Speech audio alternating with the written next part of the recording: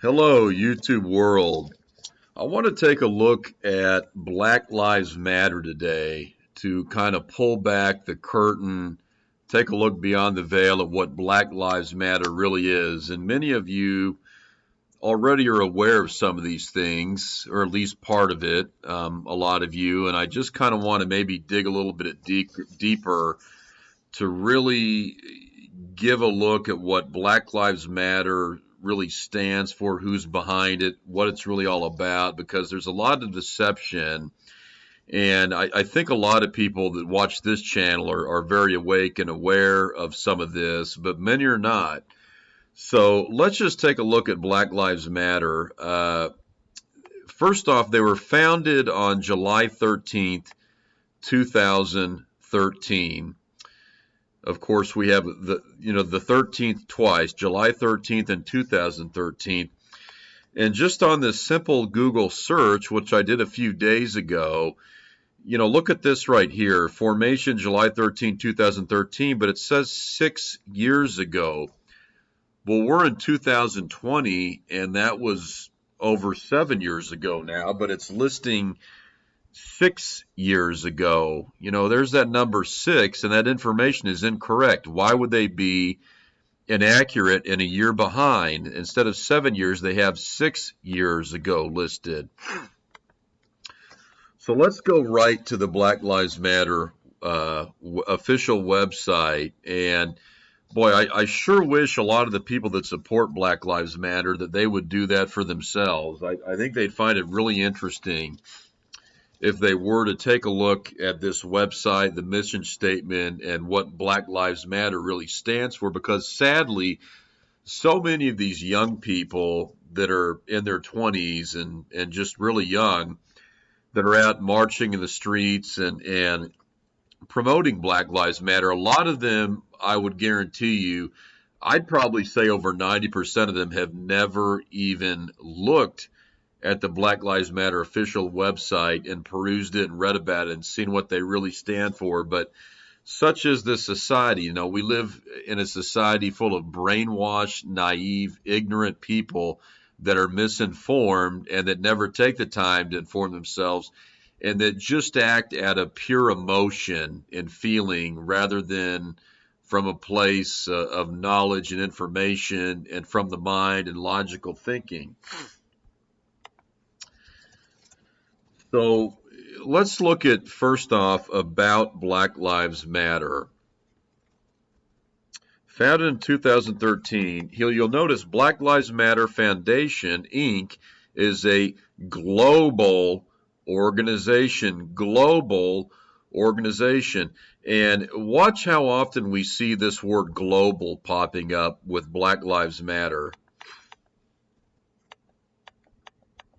And so we're just going to read a little of this. So we affirm the lives of Black, queer, and trans folks, disabled folks, undocumented folks, folks with records, women, and all Black lives along the gender spectrum. Our network centers those who have been marginalized within Black liberation movement. So we affirm the lives of Black, queer, and trans folks. This LGBT is a huge part of Black Lives Matter, but they don't really let that be known. That's kind of a hidden part of it that they don't really publicize much, but the LGBT community is hand in hand with Black Lives Matter.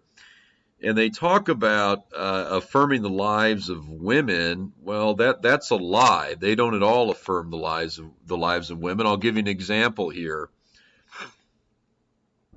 But outside I don't know if this is a legitimate video, but I've seen several other examples of this, and this is not true. So this is a woman. Black Lives Matter is saying they affirm the lives of women. Well, this is a woman who was forced to get on her knees and to pay homage and worship Black Lives Matter. in the affluent suburb of She was a Black man with Black Lives Matter had come to her and demanded that she get on her knees, affirm her white privilege, and pay homage to Black Lives Matter.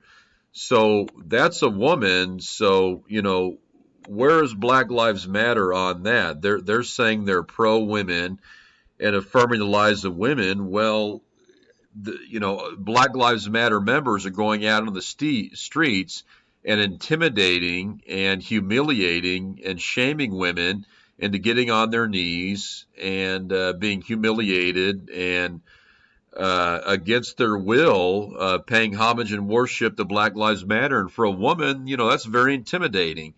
What else is she going to do if she has a man who's obviously larger, stronger than her, could physically overwhelm her? We have a lot of violence in the streets.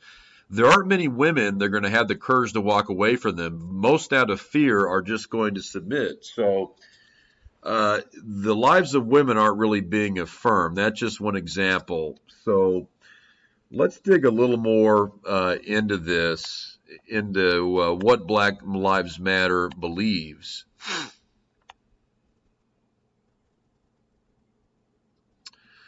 Black Lives Matter Global Network began to organize. There's that word, global network.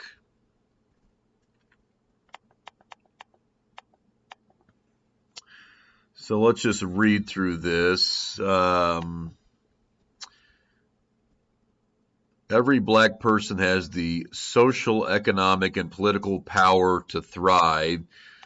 Well, no, that's not the case. We know this group is not at all about black people thriving economically, socially, or politically.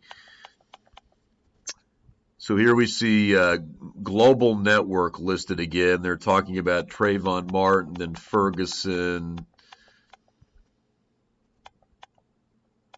Okay, what's this? Here we go. We see ourselves as part of the global black family, and we are aware of the different ways we are impacted or privileged as black people exist in different parts of the world. Notice this word global again, is that there's a huge push. This is a very pro-New World Order group that is pushing the New World Order, and there's all this push to mention a global network, a global family. Reading on, we are guided by the fact that all Black Lives Matter, regardless of actual or perceived sexual identity, gender expression, economic status, ability, disability, religious beliefs or disbeliefs, immigration status, or location. Well, that's not true about religious beliefs, because Black Lives Matter is very anti-Christian. We're going to get more into that later.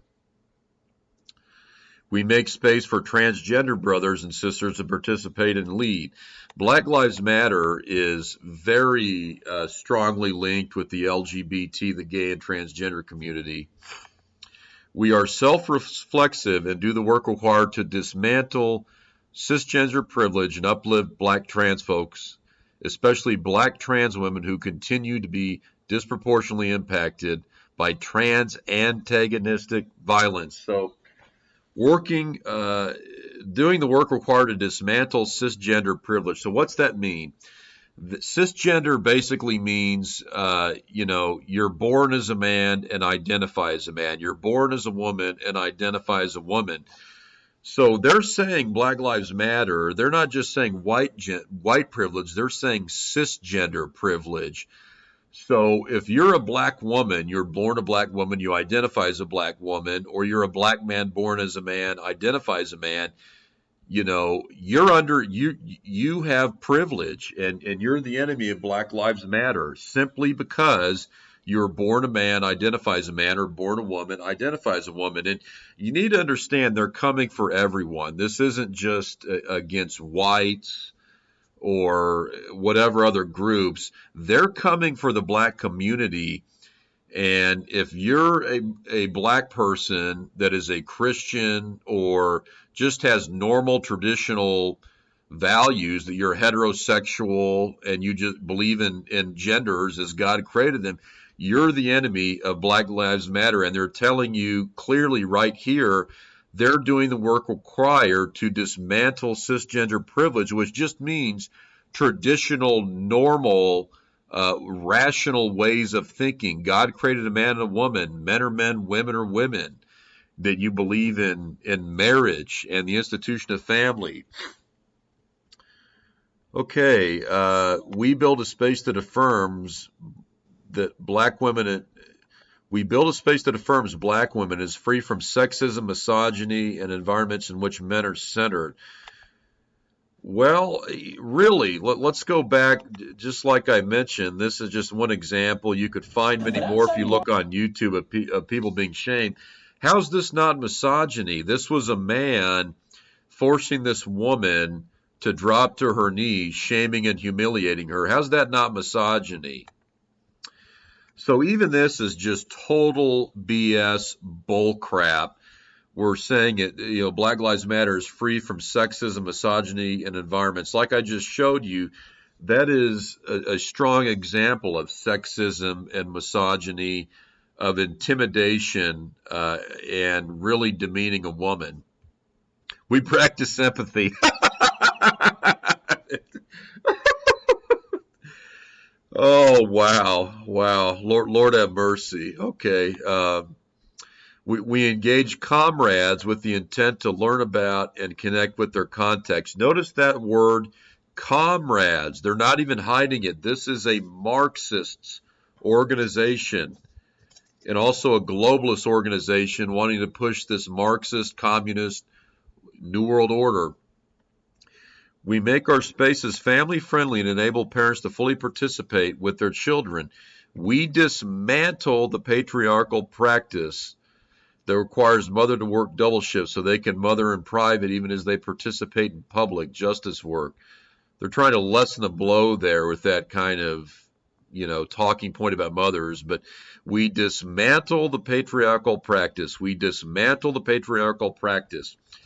So that's saying they dismantle what God has decreed in the Bible of a nuclear family led by the father as the head of the whole household. We disrupt the Western prescribed nuclear family structure requirement by supporting each other as extended families and villages that collectively care for one another, especially our children, to the degree that mothers, parents, and children are comfortable. So they disrupt the nuclear family. Which is everything that is biblical and traditional in this country of families where you have a mother, a father, and children. Instead, they want extended families, but what more important, they say villages. Read between the lines, that's global village, meaning they want one world globally, no borders, no states, no countries, where it's just one collective village and everyone is in this village. No families, no mothers, no fathers, no husbands, no wives, just this one world village, of course, under the Antichrist. We foster a queer affirming network. When we gather, we do so with the intention of freeing ourselves from the tight grip of heteronormative thinking, or rather the belief that all in the world are heterosexual. So they are against heterosexuality, the traditional way of life, heteronormative thinking. So they're completely against traditional thinking that has governed this world for many thousands of years of a father, a mother, husband, wife, nuclear family, belief in God, constitutional rights, just basic human rights and freedoms that this country is founded on. They're completely against this, queer affirming. So they're pushing all of these very progressive Marxist ideas, and they're just telling you point blank they're against heterosexuals and they're against normal traditional thinking. And if you're a black person that believes in those things, basically the normal traditional parts of society, you're an enemy of Black Lives Matter. You're not queer affirming. So we cultivate an intergenerational and communal network free of ageism. We believe that all people, regardless of age, show up with the capacity to lead and learn.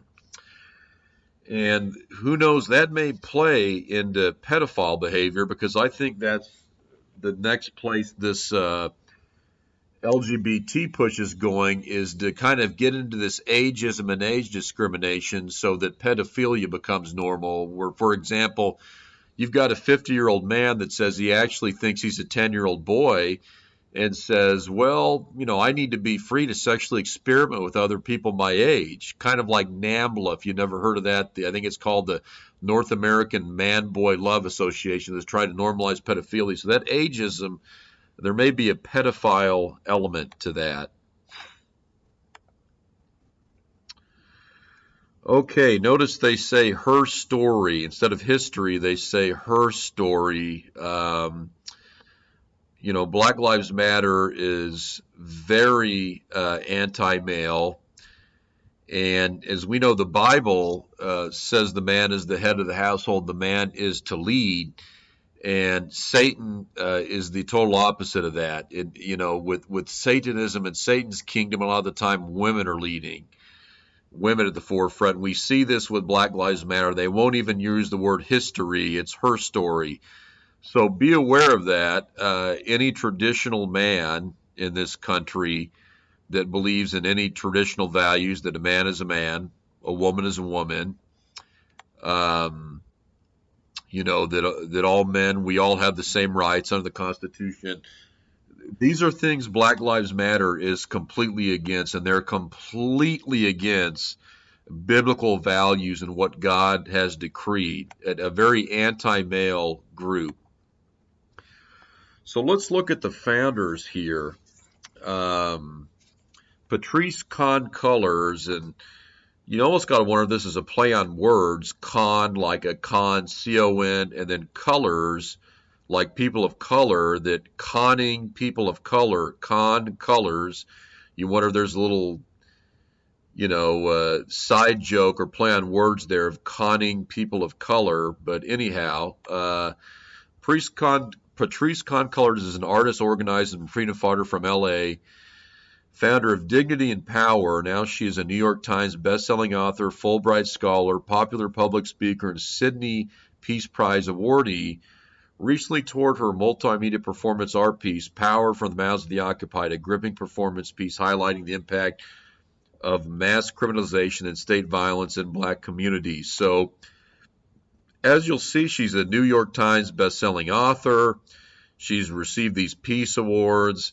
No doubt this woman is making a boatload of money and now has a lot of fame and fortune in her life. Alicia Garza, Oakland-based organizer, writer, public speaker, freedom dreamer, who is currently the special products director for the National Domestic Workers Alliance. That sounds communist. The nation's leading voice for dignity and fairness for the millions of domestic workers in the United States. Garza co-founded Black Lives Matter, a globally recognized organizing project that focuses on combating anti-Black violence. Garza has become a powerful voice in the media. Her articles and interviews have been featured in Time, Mike, The Guardian, Elle, Essence, Democracy Now!, and the New York Times. Democracy Now!, I think that's a Soros front group.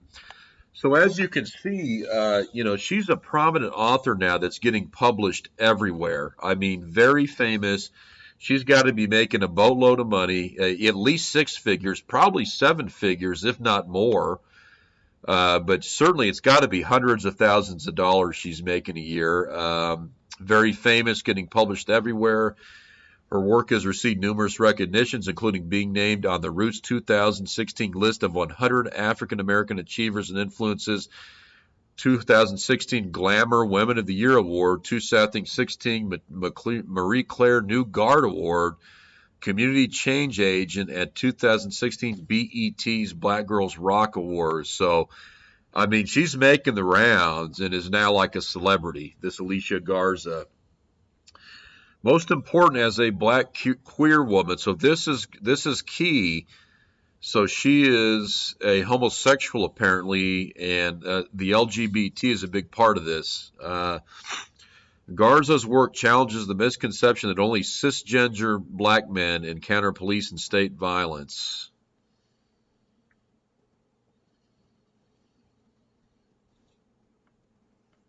Okay, moving to the last founder, Opal Tometi, New York-based Nigerian-American writer, strategist, and community organizer.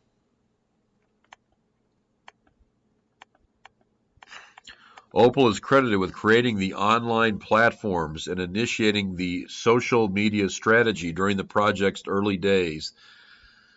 Okay, the campaign has grown into a national network of approximately 40 chapters. In recognition of their contribution to human rights, Opal Tometi received an honorary doctorate degree, BET's Black Girls Rock Community Change Agent Award, recognition among the world's 50 greatest leaders by Fortune and Politico magazines, and the first ever Social Movement of the Year award from the Webbies. So this woman, very famous, she's getting press everywhere. Fortune magazine, Politico magazine. Obviously, she's got to be raking the cash in. Hundreds of thousands, if not millions of dollars. I wouldn't doubt in the millions. Currently, Opal is at the helm of the country's leading black organization for immigrant rights, the Black Alliance for Just Immigration. Okay. A transnational feminist, and by the way, Black Lives Matter is also a very feminist group. Well, that is unless you're a white woman. If you're a white woman, then you have to drop on your knees and be shamed and humiliated and degraded. So it's not feminist for white women, but I guess it's feminist for black women. Okay, reading on here. She is presented at the United Nations. There we go, and participated with the UN's Global Forum on Migration and Commission on the Status of Women. So that's key there. She's presented at the United Nations. The UN, there we see just blatantly the New World Order, the UN's Global Forum, blatant UN, New World Order. Black Lives Matter is a New World Order front group. Opal is being featured in the Smithsonian's new National Museum for African American History and Culture for contributions.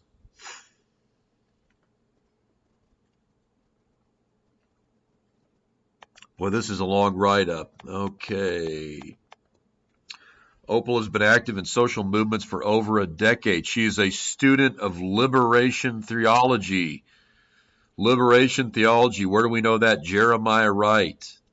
Barack Obama. It is a Marxist theology, a very Marxist, communist, globalist theology. Okay, informed by black feminist thinkers, she's been published in the Oxford Dictionary of African Biographies, was number 10 on the 2015 Roots list, and was named a new civil rights leader by the LA Times. Featured in Essence magazine.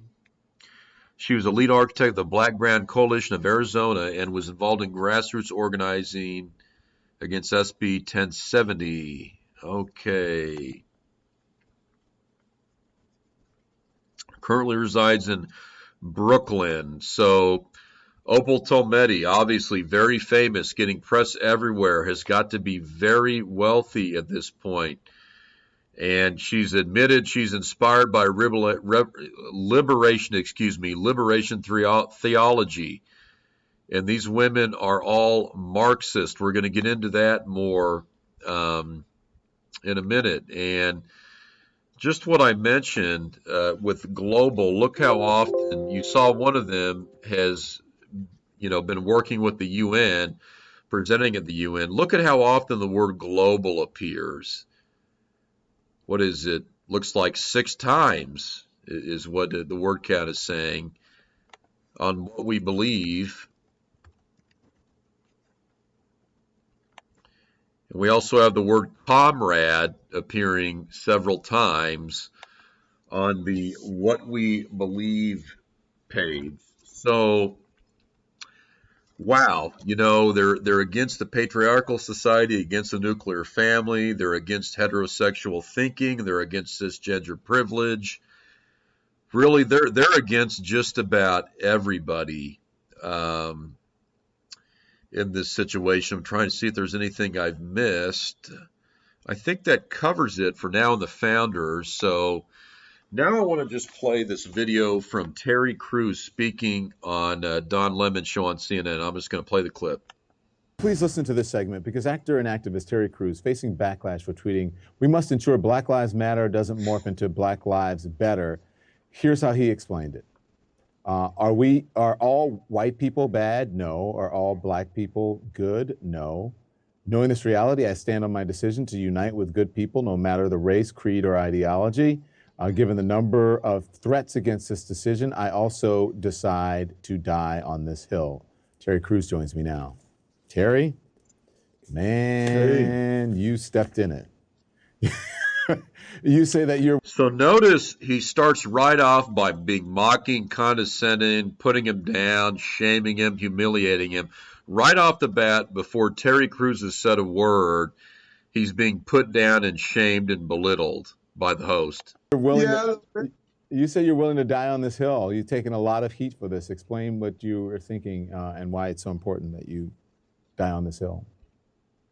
Well, again, I wanted to bring up the fact that, there are some very, very, militant type forces in Black Lives Matter. And what I was issuing was a warning. It's one of those things where I've been a part of different groups, I've been a part of different things, and you see how extremes can really can go far and can go wild. And then when you issue a warning, and when a warning is seen as detrimental to the movement, how can you ever have checks and balances? In the 60s and 70s, airplanes went down all the time. And the reason they found out why they did was because the pilots could never be questioned. And when you have the leaders of the Black Lives Movement who are now talking about, if we don't get our demands, we're going to burn it down. Other black people who are talking about working with other whites and other races, they're being viewed as sellouts or called Uncle Toms. And he's exactly right on that. Any black person that doesn't go along with Black Lives Matter, absolutely, they're being shamed and humiliated, being called an Uncle Tom or a coon or a sellout completely unjustly. You start to understand that you are now, being controlled. You're not being treated as loved. You're actually being controlled. Someone wants to control the narrative. And I viewed it as a very, very dangerous self-righteousness that was developing that, that really viewed themselves as better. It was almost a supremacist move. Let me jump in, where Terry. they viewed that their Black lives mattered a lot more than mine. Okay, so let me jump in here. There's a lot that you said. You think of Black Lives... You mentioned a dangerous self-righteousness, and I want to just mention two scriptures real quick on that. For I bear them record that they have a zeal of God, but not according to knowledge. Romans 10:2. There's this, there's a lot of passion in this Black Lives Matter, a lot of passion and intent and intensity, and that is zeal. Another word of that is zeal. So they've got a lot of zeal, but it's not according to knowledge at all. Most of these people in this are brainwashed and don't really know what they're supporting. In James 1:8, a double-minded man is unstable in all of his ways. So this is a lot of self-righteousness, but it's not the righteousness of God. And it's just talking out of both sides of your mouth. It's this righteousness, this righteous message is what's trying to be portrayed, but it's not according to anything that's real, not biblical, not traditional, not even on facts. It's this totally false righteousness in the BLM movement. Black Lives Matter is, you said you think it's an extreme movement? Because it's now part of the... No, this is the thing. It's a great mantra. It's a true mantra. Black lives do matter. But when you're talking about an organization, you're talking about the leaders, you're talking about the people who are responsible for putting these things together. I got you. So let me, Terry, you realize that even during the civil rights movement that Dr. King was seen as extreme. That movement was seen as extreme. To people who don't want to make change, movements are seen as extreme. You can paint them easily as an extreme when they are not. This is very true. But also, when you're talking about MLK, you're talking about Nelson Mandela, and even Malcolm X, they all realized that you had to have a non-racial component to these kind of movements, or there will be resentment. There will be get back. There will be, one of these people will tend to, listen, I don't want to move from one oppressor to the next. And one thing that really who's the next when I look oppressor? at, Who's the next oppressor? oh, when I describe this, when you look in the city of Chicago, there are 9 children who died by gun violence, by black on black gun violence, from June 20th all the way to today. And you're talking about even with the Atlanta child murders, there were 20. And Terry Crews is absolutely correct. There are young black children being savagely murdered all over this country right now, and you never really hear a word about it. And it's clear those black lives don't matter. These young innocent children that have not done anything to anyone, that are actually innocent, you know, they've not lived a life of sin. They're just young innocent children murdered every day, but those black lives don't matter. 28 kids who died in 2 years. You're talking about a month, and you have 9 black kids, and the Black Lives Matter movement has said nothing about this. What does that have to do with know, equality, though, Terry? I don't understand what that has to do with equality, because listen, there's crime. There are people in those communities those people aren't just being nonchalant about gun violence. I lived in Chicago. There are many people who are working in those communities to try to get rid of the gun violence. The gun culture in this country is prevalent, but I don't understand what that has to do with a movement that's for equality for black people. It's not mutually exclusive that if you care about equality for black people, that somehow you're going to stop random violence or, unfortunately, kids from being shot. It just seems like apples and oranges. You know, it's not that way. You know, this is the thing, Don. You know, black people need to hold other black people accountable. I said this the same thing. This is the Black America's version of the Me Too movement. If anything is going to change, we ourselves need to look at our own communities and look at each other and say, this thing cannot go down. And this is the thing, too. There are a lot of great, great people there who are held hostage, by people who literally are running these neighborhoods with violence and then claiming that Black Lives Matter. When you look at the parents of these little kids who are saying, hey, man, why aren't they speaking up for me, too?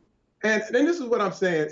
When I look at this whole thing about, you know, it's about who is controlling the narrative. It's got to be all Black Lives Matter. And what's happened is that because I even challenged it, because I even questioned and warned people, Terry, I became sick.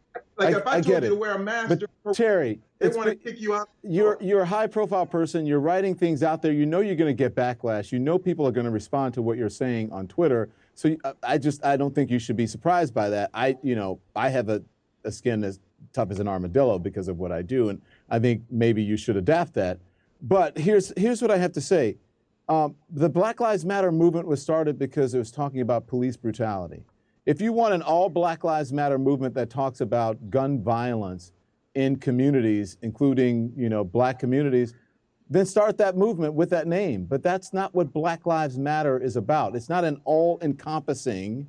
So if you're talking about, if someone started a movement that said, cancer matters, and then someone comes in and says, why aren't you talking about HIV? It's not the same thing. We're talking about cancer. So the Black Lives Matter movement is about police brutality and injustice in that manner, not about what's happening in black neighborhoods. There are people who are working on that issue, and if you want to start that issue, why don't you start it? Do you understand what I'm saying? But when you So Don Lemon is actually, this may be about the only time I've ever seen him tell the truth. He's telling you the truth about Black Lives Matter. It's only about police brutality. It's not all encompassing. It's not all black lives. It really is not all about all black lives. They don't care about the vast majority of black people that are murdered, who lures their lives. They only really care about whatever works for their agenda. They only care about the black lives that involve police brutality as it fits in with their agenda. And so most of the time that probably means only a black life that was murdered by a white police officer. Probably police brutality, black on black, that doesn't even count either. So Don Lemon is telling you this is not all about black lives and about black lives that are being murdered. This is only about police brutality as it works to push forward the BLM Marxist NWO agenda. But when you look at the organization, police brutality is not the only thing they're talking about. I know that, but I agree, but that's not what the Black Lives Matter movement is about, Terry.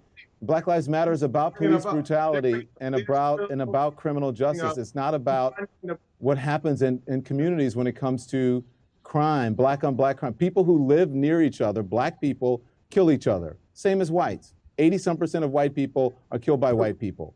True. Because of proximity. Very true. It's the same thing with black people. That happens in every single neighborhood. But that doesn't, again, I'm not saying that's not important that those kids died, but it's a different movement. Listen, I understand what you're saying. I totally understand. It is about police brutality. That should never be accepted. Yeah. I am not saying that that's not it, but there's more there. Okay. And when I look at, if they have more on their agenda, we need to ask them about what else is on that agenda other than police brutality. And that's all I'm doing. Questioning, warning, watching. And if that bothers you, now that bothers me. Because if I can't warn you, we are equal. If we're equal, I should be able to say something as equal. I gotta go. We'll see you. Terry, thank you for coming on. Okay, so Don Lemon, you see there, kind of ends it by mocking him and laughing at him. And obviously Don Lemon was very arrogant, condescending, and not respectful of Terry Crews as his guest. You know, on this interview, Terry Crews, is he really being genuine? And is this what he truly believes? Or is he controlled opposition? I don't know for sure on that one. I sure don't, so I don't want to speculate. And Terry Crews, you know, he's kind of been objectified in his acting career. I've noticed the roles they put him in, they often have him taking his clothes off and kind of being the, you know, the man bait, so to speak. And some others on YouTube have done videos on that, but that's for another discussion, another day. So I'm not sure, you know, Terry Crews, he seems to be genuine here. He's making good points. He was making legitimate points about BLM, everything he was saying. Was he controlled opposition? I don't know. I want to make this point about Don Lemon. So Don Lemon, you know, he apparently, this is a real quote. I've never heard him say this exactly, but I've heard close to it. We have to stop demonizing people and realize the biggest terror threat in this country is white men. If you didn't know already, Don Lemon is a homosexual and he's married to a white man. And this is a photo of him kissing his husband in the ocean. And that's common knowledge. You can look up more online that Don Lemon is married to a white man, and there you'll find plenty of photos of him and his husband and everything. So something I left out I want to mention with the Black Lives Matter website, you'll notice under what we believe it says 6 years strong.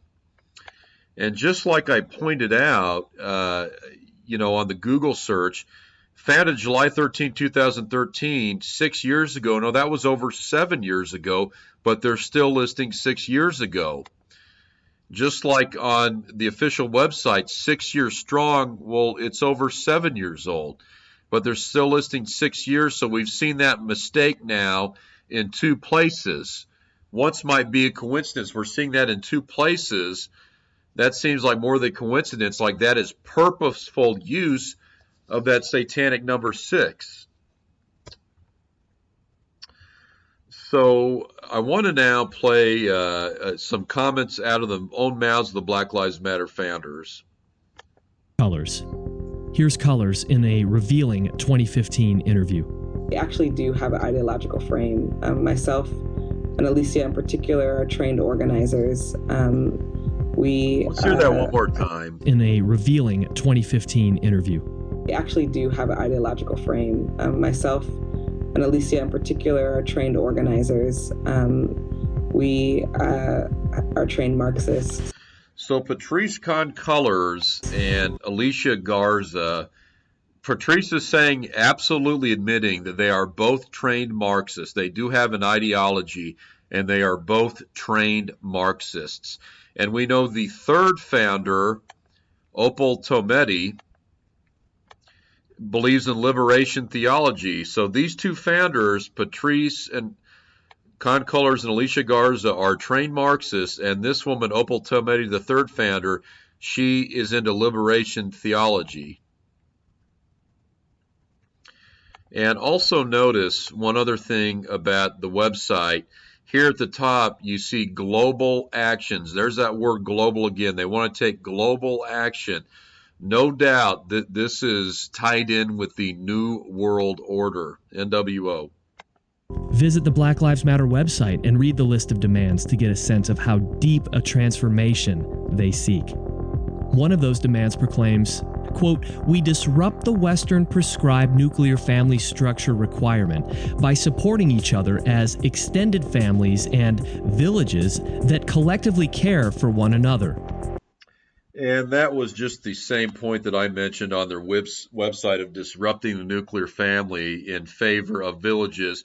And what they really mean is a global village, the New World Order, the NWO, a one world, one government, one world, one currency, that being the global system. So I've got a lot more to cover, but I've been going for a while. I'm going to go ahead and end this video and pick up with part 2 on this really soon. So God bless everyone.